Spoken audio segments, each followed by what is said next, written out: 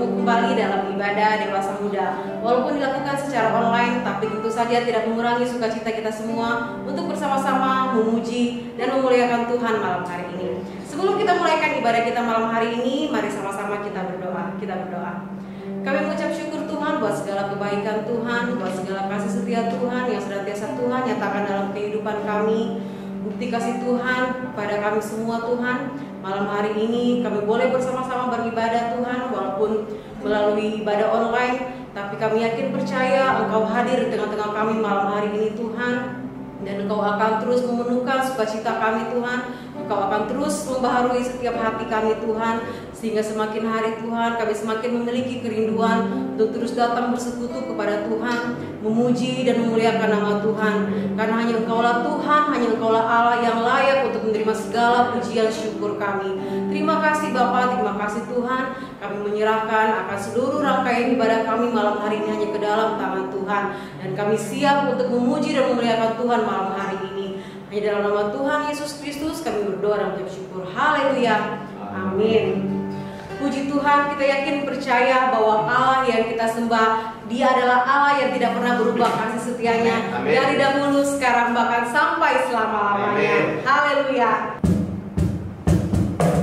Mari sama-sama kita puji Tuhan malam hari ini. Sebab sungguh Dia adalah Allah yang sanggup melakukan segala perkara dalam kehidupan kita.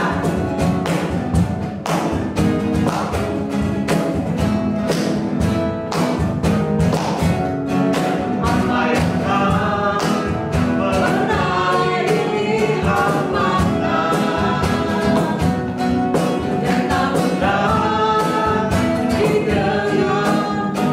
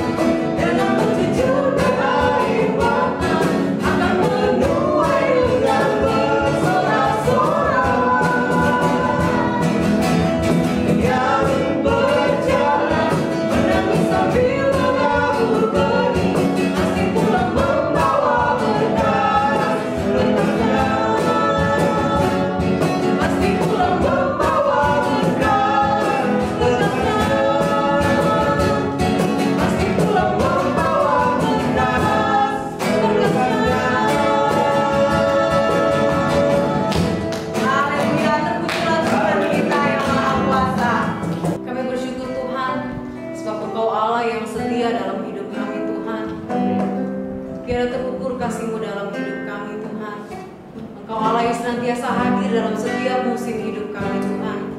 Engkau Allah yang berjanji tidak akan pernah meninggalkan kami sedetik pun. Terima kasih untuk penyertaan-Mu yang sempurna dalam hidup kami Tuhan. Kami bersyukur buat segala kebaikan.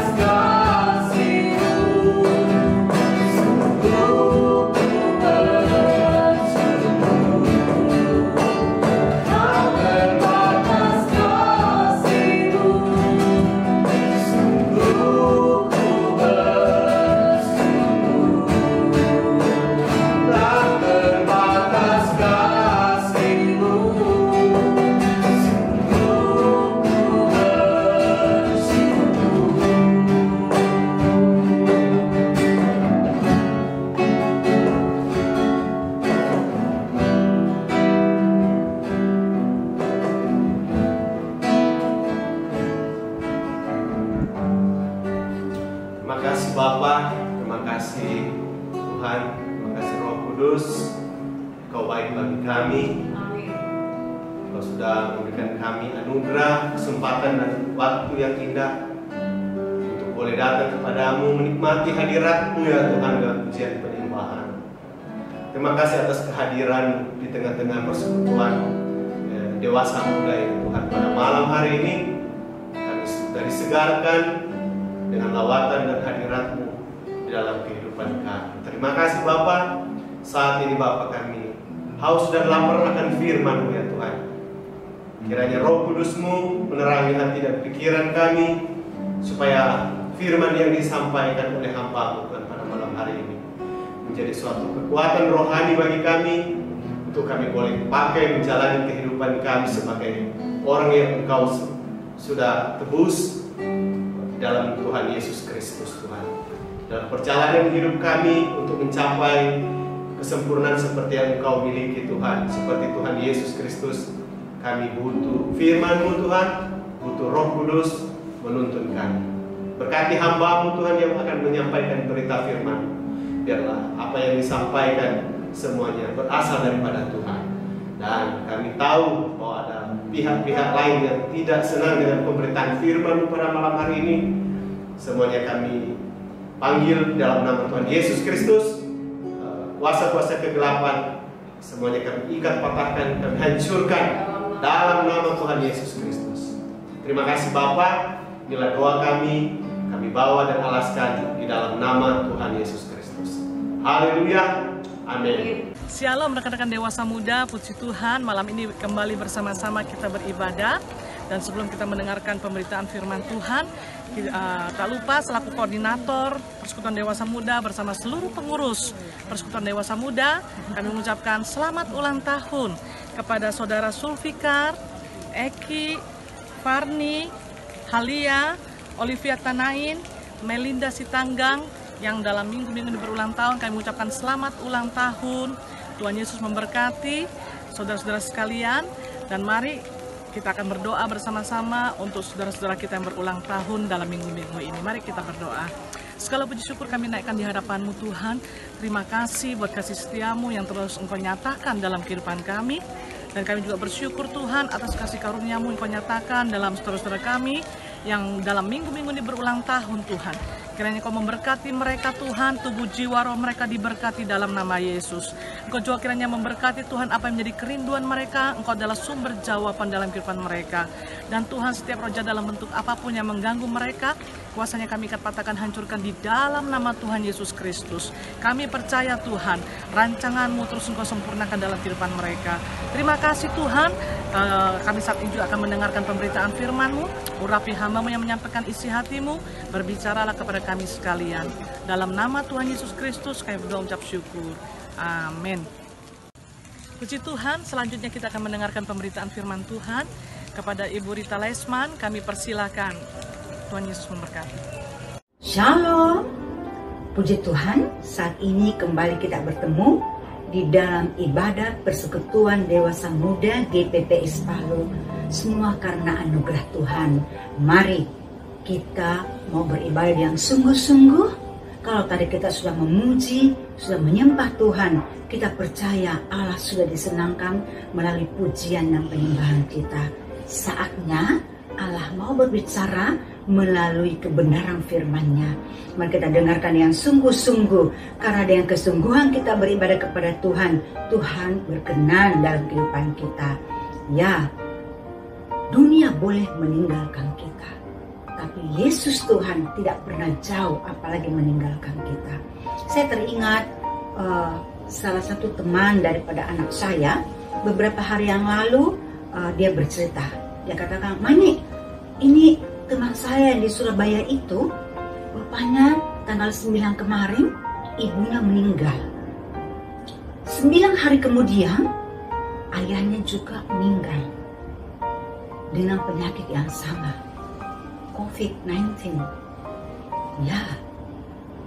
Kemudian beberapa hari yang lalu dia kembali memposting hasil dari PCR-nya bahwa dia dinyatakan negatif COVID-19.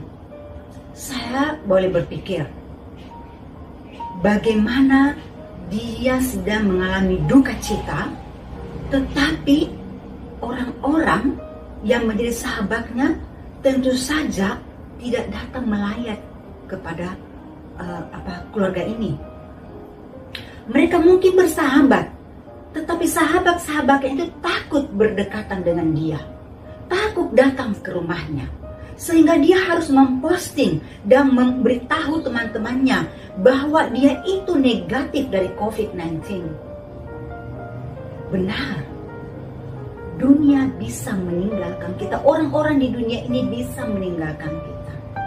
Karena hal-hal kecil mereka juga takut tertular. Hanya satu sobat yang setia, ialah Yesus Kristus Tuhan. Sebab itu kita mau belajar selalu menyenangkan hati Tuhan. Hidup memuliakan Dia. Kalau kita mendengarkan firman Tuhan, dengarkan yang sungguh-sungguh. Bukan dengan setengah hati. Sehingga kita benar-benar mengerti apa yang menjadi kehendak dan rencana Allah dalam seluruh kehidupan kita. Apa yang menjadi nasihat dari Tuhan bagi kita semuanya. Hari ini, judul atau tema firman Tuhan adalah sukacita penuaian. Diambil dari Mazmur 126 ayat 5 sampai 6. Kita baca sama-sama ya. Ayat 5, orang yang menabur dengan mencucurkan air mata akan menuai dengan bersorak-sorai. Orang yang berjalan maju dengan menangis sambil menabur benih, pasti pulang dengan sorak-sorai sambil membawa berkas-berkasnya. Sukacita penuaian. Semua orang senang kalau menuai. Teman saya baru-baru ini membawakan saya sejumlah ubi kayu hasil kebunnya. Dia dengan bangga memberikan kepada saya dan saya senang sekali menerima itu. Ya, lalu saya kukus. Wah, ubi kayunya enak sekali. Saya pun ikut berbahagia sebab ia sudah menuai dari hasil kebunnya sendiri. Nah, pertanyaannya adalah, mengapa bisa menuai? Jawabannya adalah karena pernah menabur. Apa itu menabur? Menabur menurut Kamus Besar Bahasa Indonesia KBBI, menabur adalah menanam, menyebar, menebarkan benih. Benih itu boleh berarti uang, boleh berarti tenaga, boleh berarti doa, boleh berarti bantuan-bantuan lainnya. Bahkan dalam hal ini orang juga boleh menabur tanaman, bibit tanaman, ya. Namun kita akan berbicara tentang sukacita penuaian. Dalam hal ini kita akan berbicara tentang penuaian sukacita. Karena ada juga penuaian duka cita. Tapi sesuai dengan konteks kita, tema pada saat ini, penuaian sukacita, kita akan berbicara tentang taburan yang membawa sukacita. Mengapa menabur? Supaya ada yang kita tuai. Sebab kalau tidak menabur, tidak akan pernah bisa menuai. Galatia 6 ayat 7 katakan, jangan sesat. Allah tidak membiarkan dirinya dipermainkan. Sebab apa yang ditabur orang, itu juga yang akan dituainya. Setiap orang pasti menuai dari apa yang ia tabur. Nah, sekarang bagaimana menabur yang berkenan kepada Tuhan? Pertama, menabur dengan motivasi yang tulus. Membantu seseorang atau memberikan pertolongan bukan karena berprinsip hari ini aku membantu dia, besok-besok dia harus membantu aku. Seperti yang banyak dilakukan orang. Panada dibalas onde-onde. Bukan itu. Tapi benar-benar kita memberi bantuan dengan tulus supaya Tuhan dimuliakan di dalam kehidupan kita. Karena itulah yang Tuhan ingin kita lakukan. Jadi sekali lagi, dengan motivasi yang tulus dan benar, Allah dimuliakan melalui apa yang kita buat, bukan kita yang dimuliakan. Kedua, kita berbuat baik kepada semua orang. Jadi ketika kita membantu orang, bukan karena dia orang kaya, bukan karena dia sahabatku, bukan karena dia temanku sehingga aku mau membantu dia. Tidak. tetapi adalah kita mau menolong karena memang kita mampu menolong orang, siapapun dia, tanpa memandang dia siapa.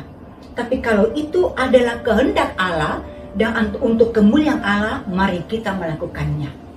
Sehingga benar-benar perbuatan baik yang kita lakukan itu dilakukan oleh iman kepada Yesus. Yang ketiga, jangan pernah berpikir untuk mendapatkan balasan dari manusia. Sebab kita melakukan atau menabur kebaikan seperti yang Tuhan inginkan, kita percaya dari Tuhanlah kita mendapat balasan. Dan itulah yang berkenan di mata Allah. Jadi jangan kita berpikir untuk mendapat balasan dari manusia. Mungkin minimal orang itu berterima kasih kepada kita. Kalau dia tidak berterima kasih, kita akan jengkel dan marah, ngomel. Atau mungkin kita mengharapkan balasan dari orang itu. Ketika kita merasa bahwa orang itu mampu membalas dan dia tidak membalas, kita akan ngomel. Dulu ketika dia susah, saya yang membantunya. Kalau tidak ada saya, mana dia bisa demikian? Kita mulai mengungkit-ungkit bantuan kita. Tidak demikian. Kita percaya apa yang kita buat, Tuhan yang akan melihatnya. Seperti yang dikatakan di dalam firman Tuhan, Matius 6 ayat 3. Apa yang dilakukan tangan kirimu, janganlah diketahui tangan kananmu. Alkitab menuliskan seperti yang sudah kita baca tadi dalam Mazmur 126 ayat 5 dan 6. Orang yang menabur dengan mencucurkan air mata akan menuai dengan bersorak-sorai. Ayat 6 mengatakan, orang yang berjalan maju dengan menangis sambil menabur benih pasti pulang dengan sorak-sorai sambil membawa berkas-berkasnya. Jadi penuaian sukacita itu sebelumnya ada masa-masa penaburan. Masa-masa penaburan ini banyak kali ini ada kesulitan-kesulitan di dalam masa kita menabur. Sahabat saya yang saya ceritakan tadi itu memang menghasilkan ubinya bagus, besar, enak, menghasilkan ubi mentega yang dalamnya itu berwarna kuning gitu ya. Tapi sebelumnya tahu dia memiliki sebidang tanah di daerah Kawatuna. Saya melihat tanah itu ditumbuhi banyak onak dan duri, tanaman-tanaman yang sangat tidak berguna bagi kita. Dan dia harus menebas semua tanaman-tanaman itu, lalu dia mulai mencangkul di situ dan tanah di situ sangat keras. Matahari di sana tidak ada pohon-pohon besar yang dia bisa berlindung, tapi dia terus mencangkul. Dia harus membawa air dari rumah karena di sana belum ada air. Dia bawa air dari rumah beberapa jerigen dan menyiram tanah-tanah di sana supaya bisa sedikit lembek untuk dicangkul gitu. Dia mulai melakukan semuanya dengan susah payah sambil memperkatakan firman, sambil mendoakan tanah di mana dia mau garap. Setiap hari dengan tekun dia melakukannya. Sekarang tanah yang dia miliki itu sudah menghasilkan. Ada terong yang bagus-bagus, ada ubi kayu, menghasilkan juga ubi jalar. Ada di sana dia tanam pohon kelor, pohon pisang, dan macam-macam tanaman yang dia tanam. Dan saat ini sudah mulai menghasilkan satu persatu tanamannya, sudah menghasilkan, ya, sudah mulai menghasilkan. Dan dia mulai menuai apa yang sudah ia tabur. Tapi memang tidak semudah yang kita pikirkan. Saya melihat bagaimana dia bercucuran keringat ketika mencangkul, bagaimana dia berjuang, dia berdoa minta kemurahan Tuhan untuk membuat tanah itu menjadi subur. Dia melakukan segala hal, dia mengeluarkan banyak uang untuk membeli bibit-bibit yang bagus. Ada satu kisah di dalam Alkitab, seseorang yang menabur ketaatan kepada Tuhan sangat tidak mudah untuk taat melakukan apa yang Tuhan perintahkan kepadanya. Ia adalah Abraham. Ketika ia tinggal di negerinya di Ur Kasdim, Tuhan memerintahkan dia untuk pergi meninggalkan negerinya. Tetapi Tuhan tidak pernah memberitahu kemana ia harus pergi. Secara logika itu tidak masuk di akal. Ia mau pergi kemana? Ini benar-benar suara Tuhan atau tidak? Tetapi seorang Abraham, ia bergaul karib dengan Tuhan. Ia tahu itu suara Tuhan. Meskipun tidak masuk di akal, di logika perintah yang diperintahkan Tuhan, tetapi Abraham selalu mau taat kepada Tuhan. Ia benar-benar pergi meninggalkan negerinya. Ia pergi dan membawa keluarganya dan semua apa yang ada padanya menuju negeri atau tempat yang dia belum tahu. Nanti di perjalanan Tuhan suruh dia kemana, baru dia ikut perintah Tuhan. Sampai pada akhirnya, ya akibat ketaatannya, ia tiba di negeri atau tempat yang Tuhan sudah siapkan baginya, itulah Kanaan. Negeri yang sangat subur dan diberkati oleh Tuhan. Yang kedua, saya suka pribadi Abraham ini, secara khusus dalam ketaatan kepada Tuhan. Ketika Ishak anaknya, yang puluhan tahun ia rindukan dalam pernikahannya dengan Sarah, barulah ia mendapatkan Ishak. Jadi Ishak itu bukan 1 tahun, 2 tahun, 3 tahun, 5 tahun, 10 tahun. Berpuluh tahun ia menantikan kehadiran Ishak. Barulah Ishak hadir. Tetapi bertahun-tahun kemudian Allah berfirman kepadanya dan memerintahkan untuk Abraham mengorbankan Ishak di Gunung Moria. Saya bisa merasakan juga sebagai seorang ibu bagaimana perasaan Abraham sebagai orang tua yang harus mengorbankan anaknya untuk Tuhan. Tetapi sekali ini saya juga merasa bangga kepada ketaatan Abraham. Ia taat. Ia tahu itu adalah suara Tuhan yang memberitakan kepadanya dan ia tidak menolak. Alkitab tidak menulis bahwa ia menolak. Tuhan tolonglah, jangan kasihan Ishak yang diambil, coba ambil anak tetangga saja. Ayolah Tuhan, dia kan cuma satu-satunya. Apa nanti kata ibunya, apa kata Sarah? Ia kan pasti menangis. Tuhan, masa Tuhan tidak mengerti perasaan ibunya? Masa Tuhan tidak mengerti perasaanku? Tuhan tolonglah, ayolah. Kan Tuhan itu penuh kasih, ayolah. Tidak. Alkitab tidak menuliskan bahwa ia tawar-menawar dengan Tuhan. Tetapi ia melakukan dan melaksanakan perintah Tuhan tanpa banyak alasan kepada Tuhan. Akibat ketaatannya, ia tidak kehilangan Ishak. Tapi ia justru menjadi bapa banyak bangsa atau bapa bangsa-bangsa. Persekutuan dewasa muda yang dikasihi Tuhan. Kurang lebih setahun ini, dunia termasuk Indonesia mengalami masa-masa sulit ketika pandemi juga menyerang negeri kita.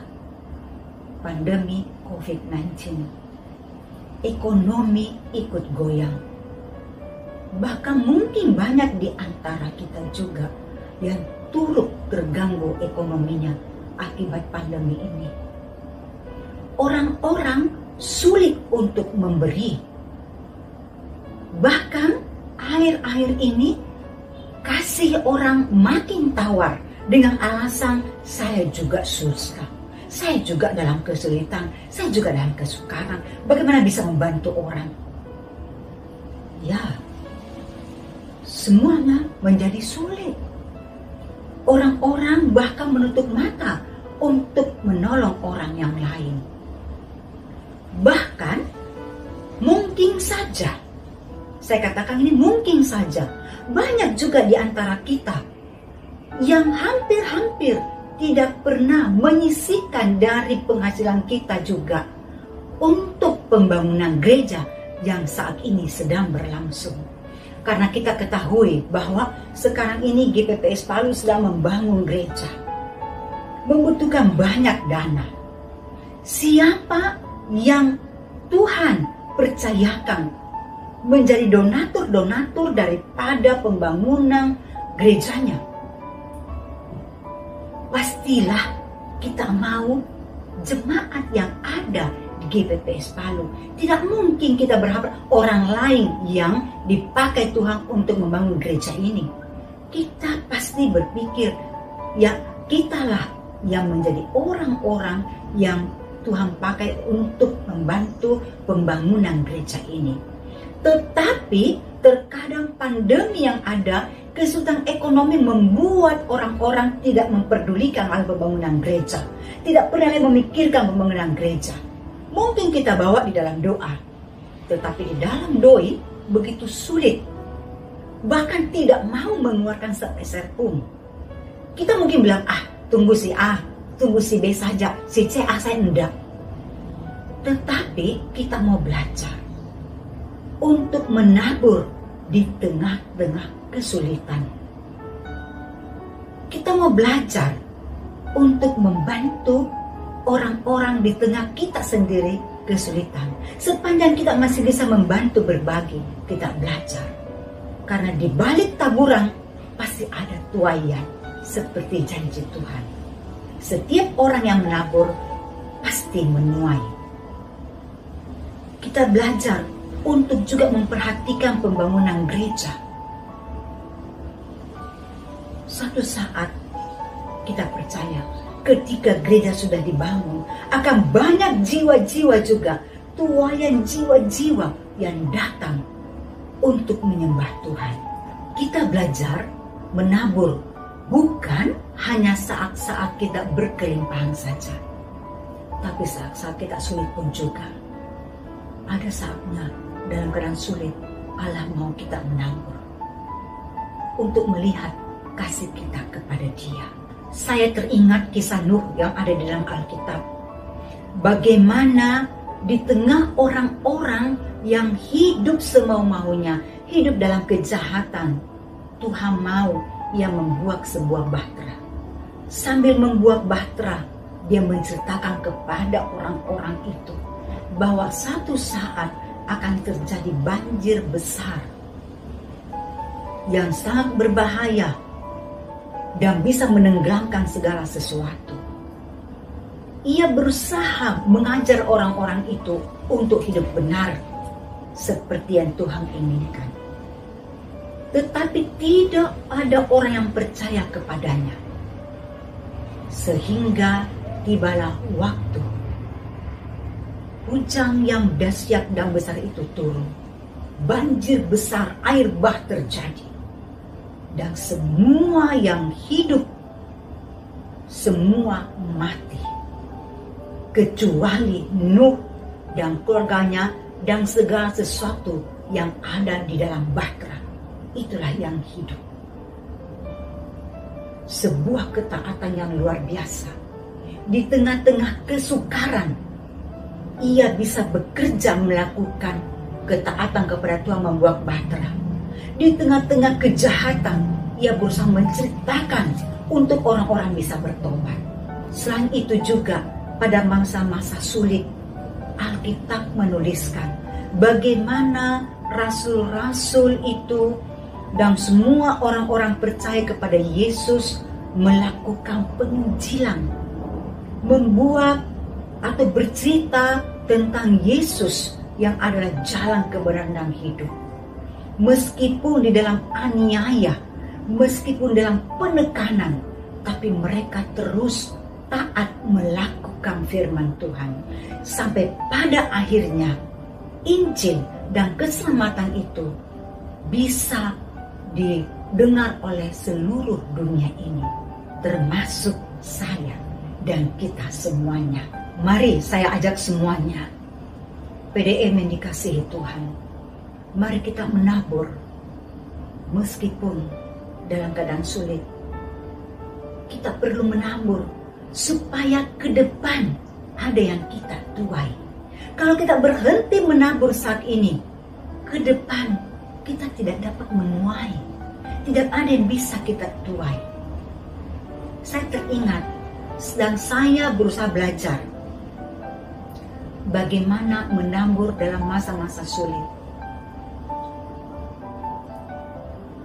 Suatu saat ketika itu, bertahun-tahun yang lalu, saya berkunjung ke sebuah kota di Tanah Toraja. Itulah Rantai Pau.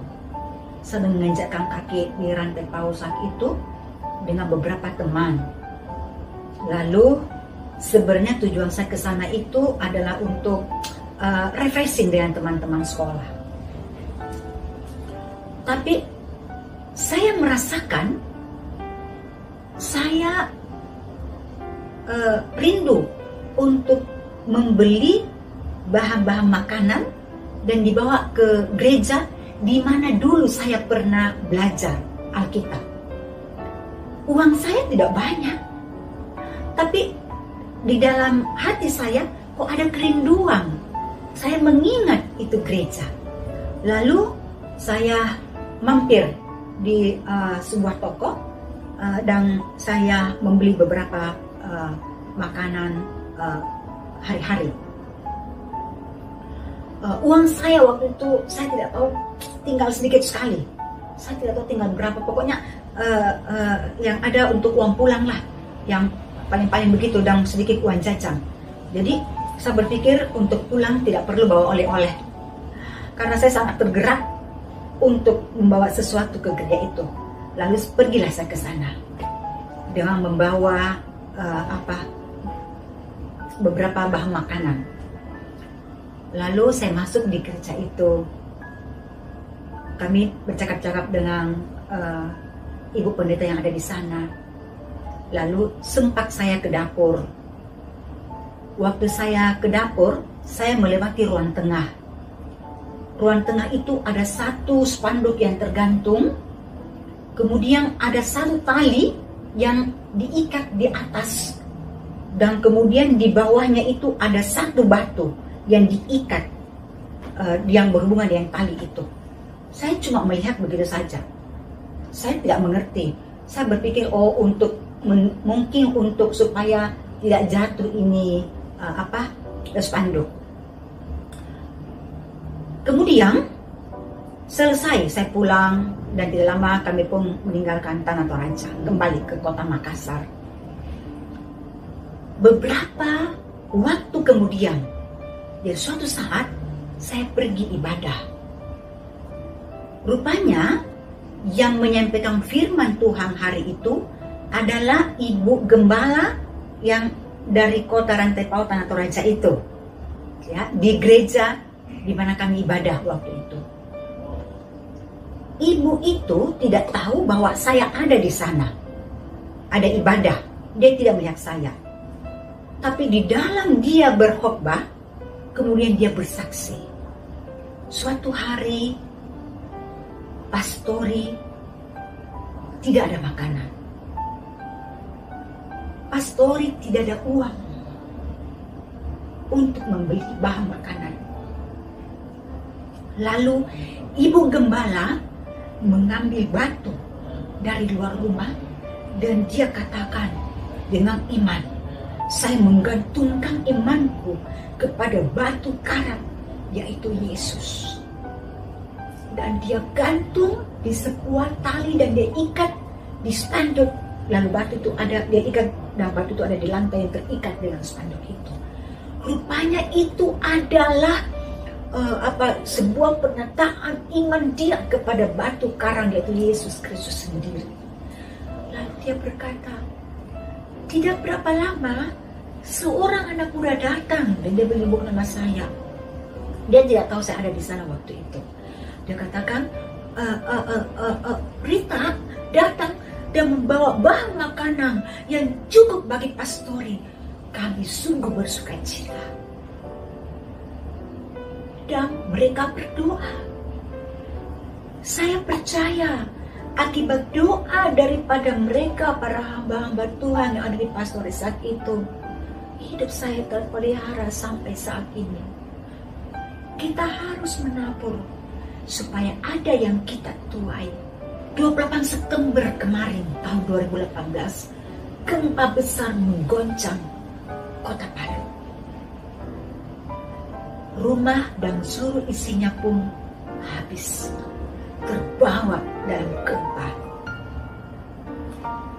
Keluarga saya lalu mengumumkan di grup bahwa khusus saya tidak usah lagi mengirim untuk orang tua, karena setiap bulan kalian saudara bersaudara itu saling mendukung, membantu keuangan untuk orang tua.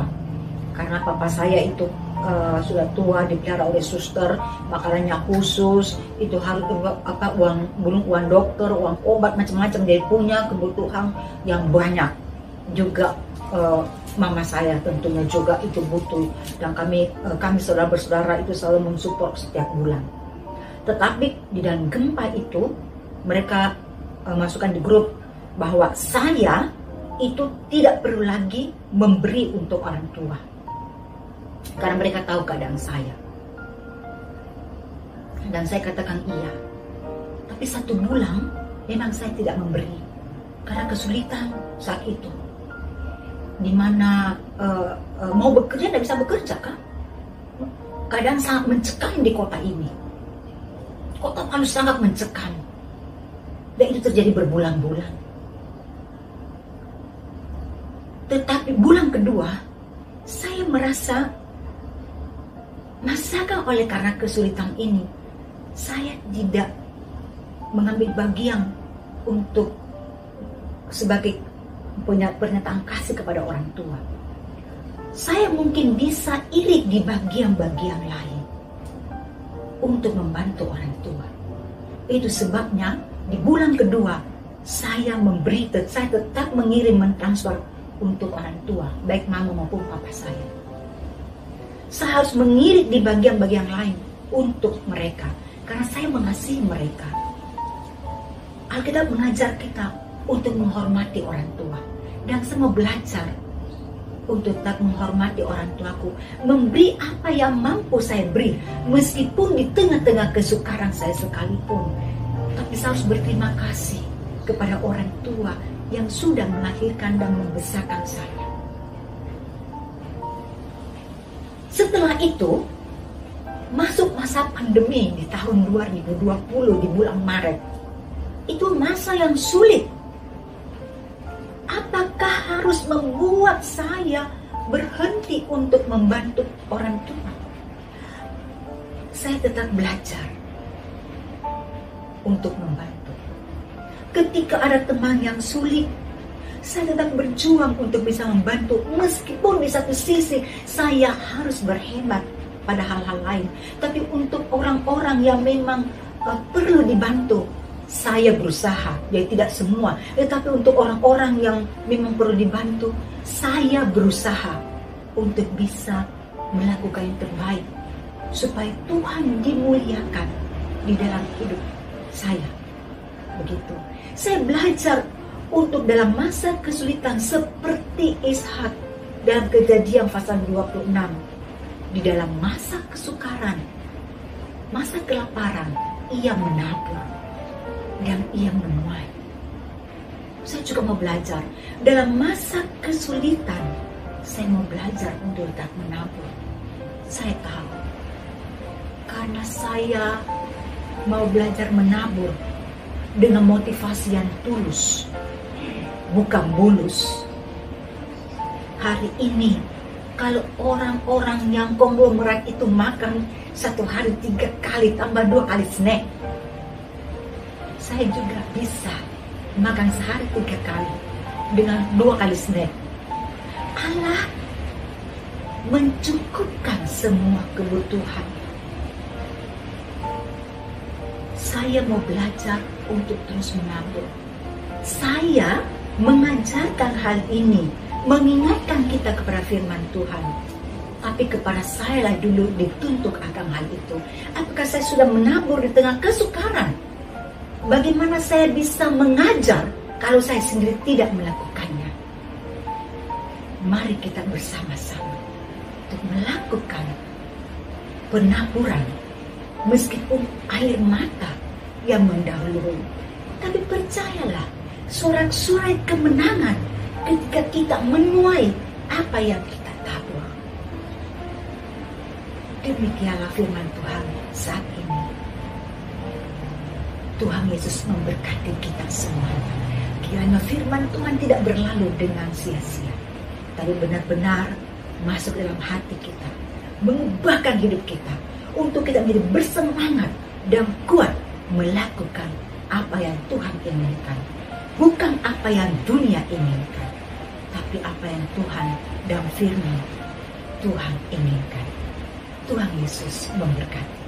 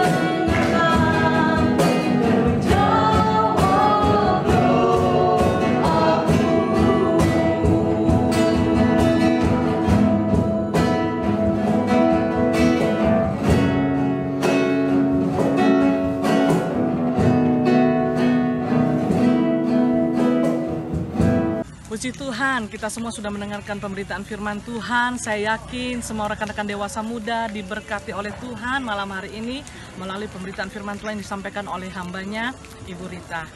Mari kita berdoa. Kami bersyukur Tuhan atas kasih karunia-Mu berupa waktu, kesempatan yang Kau berikan kepada kami, sehingga kami boleh bersama-sama beribadah malam hari ini dalam persekutuan dewasa muda. Kiranya Engkau meteraikan kebenaran firman-Mu dalam hidup kami Tuhan. Terlebih kami boleh mengaplikasikan dalam kehidupan kami. Berkati hamba-Mu yang menyampaikan isi hati-Mu. Ibu Rita, Tuhan Kau berkati, pertambakan hikmat pengurapan-Mu. Pelayanannya Tuhan semakin Engkau berkati dan semakin Engkau urapi, sehingga menjadi berkat bagi banyak orang. Rumah tangga keluarganya juga Tuhan diberkati dalam nama Yesus, sehingga Ibu Rita boleh menjadi seorang istri dan seorang ibu yang boleh memberkati seisi keluarganya. Terima kasih Bapa. Kami berdoa Tuhan buat seluruh dewasa muda GPPS Palu Tuhan. Engkau berkati yang masih single juga, Engkau berkati Tuhan. Kami percaya Engkau memberikan pendamping hidup yang sepadan.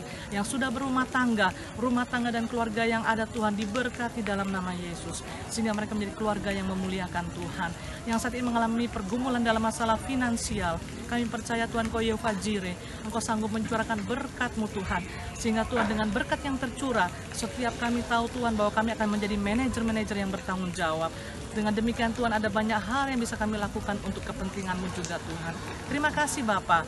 Terpujilah nama-Mu Tuhan, yang sakit disembuhkan, yang susah Tuhan hiburkan. Di dalam nama Tuhan Yesus Kristus, kami mengakhiri ibadah pada saat malam hari ini dan menaikkan segala puji syukur kami. Haleluya. Saudara-saudara yang dikasih oleh Tuhan, terimalah berkat dari Allah Bapa dan Tuhan kita Yesus Kristus, serta dalam persekutuan Roh Kudus-Nya ada menyertai kita sekalian, membuat berhasil akan apapun yang kita kerjakan, dan memberikan hati yang selalu bijaksana kepada kita sekalian, mulai saat ini sampai Tuhan Yesus datang kembali. Amin. Tuhan Yesus memberkati.